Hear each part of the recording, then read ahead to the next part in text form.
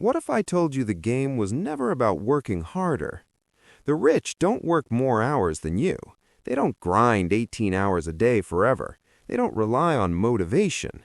They rely on understanding one simple rule, and once you see it, you can't unsee it. Stay with me till the end, because the last concept is the one 90% of people ignore, and it's exactly why they stay stuck financially. Let me ask you something. If tomorrow you stopped working, how long could you survive? 1 month? 3 months? Maybe 6? Now think about a billionaire. If they stopped working tomorrow, would their income stop? No. In fact, it would probably increase. That difference right there is the real wealth gap.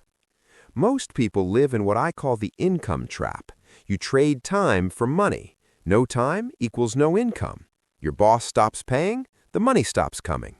But wealthy people don't trade time for money. They trade money for assets, and assets pay them back again and again. If you work 10 hours and earn 2,000 rupees, that's active income. Stop working, income stops. But if you own something that generates 2,000 rupees per day without your physical presence, now your money is working, and money doesn't get tired. It doesn't need sleep. It doesn't ask for weekends. That's the shift. We were taught something very different growing up. Study hard, get good marks, get a stable job, work for 40 years, retire at 60. But no one teaches investing. No one teaches inflation. No one teaches tax efficiency. No one teaches how the wealthy legally reduce taxes while the middle class pays the maximum. School teaches you how to solve for X, but it never teaches you how to multiply capital. That's not random. Think about inflation for a second. If inflation is 6% and your savings account gives 3%, you're not saving money. You're losing purchasing power every single year quietly. Your bank balance might look bigger, but what it can buy is shrinking. This is how the middle class gets trapped. They save money. The wealthy invest money. Two people can earn the same salary and end up in completely different financial positions just because of one decision: where the money goes after it's earned. Imagine this. In 2010, two friends had 5 lakh rupees each. One kept it in savings, the other invested in diversified index funds and quality assets. Fast forward 15 years, one barely keeps up with inflation. The other potentially multiplies that money several times through compounding. Same starting point, different financial education. Now let's talk about something powerful: leverage. The rich use leverage everywhere, not just debt. They use leverage of capital, leverage of networks, leverage of systems, leverage of technology. When you work alone, your income is limited to your personal output. When you build systems, income scales beyond your physical limits. A freelancer can earn $50,000 per month working alone.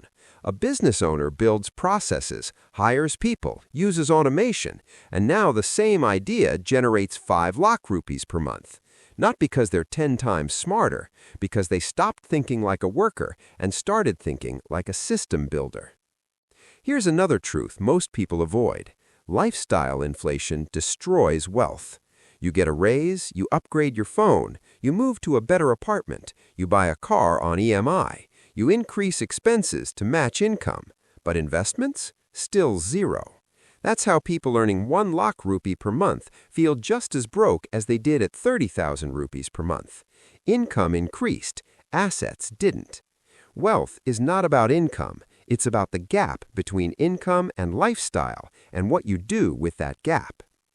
Now let's talk about psychology, because money is 80% behavior. A poor mindset says, "I can't afford this." A wealthy mindset says, "How can I afford this?" A poor mindset avoids risk completely. A wealthy mindset understands risk, calculates it, manages it, and uses it strategically. A poor mindset looks for comfort. A wealthy mindset looks for control. Money doesn't flow to the most motivated person. It flows to the most disciplined and informed one. If you're in your 20s or early 30s, listen carefully. Your first focus should not be luxury. It should be skill. Stage 1 is income growth. Build high-value skills. Increase your earning power aggressively. Switch jobs if needed. Learn sales, tech, finance, marketing, skills that the market pays for. Stage 2 is investing. Take surplus income and put it into productive assets consistently. Not once, not emotionally, systematically. Stage 3 is scaling. Multiple income streams, equity, businesses, ownership, systems. Most people try to skip stage 1 and jump straight to risky investments, hoping to get rich quickly. That's gambling, not strategy. And now the most important concept of all, time. Time in the market beats timing the market. $5,000 per month invested from age 22 can outperform $20,000 per month started at 35. Why? Because compounding needs time more than it needs size. The earlier you start, the less pressure you feel later. The wealthy understand this early. Most people understand it when it's almost too late. The system isn't completely rigged, but it does reward knowledge and punish ignorance. The difference between staying average and building wealth isn't luck. It's understanding assets, controlling lifestyle, building systems, managing risk, and starting early. Now you know the framework. The only real question left is, will you apply it, or will this just be another video you watch and forget tomorrow? If this changed the way you see money even slightly, hit like.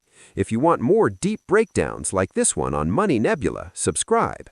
And comment Wealth Mode if you're serious about building assets instead of just earning income. Thanks for watching.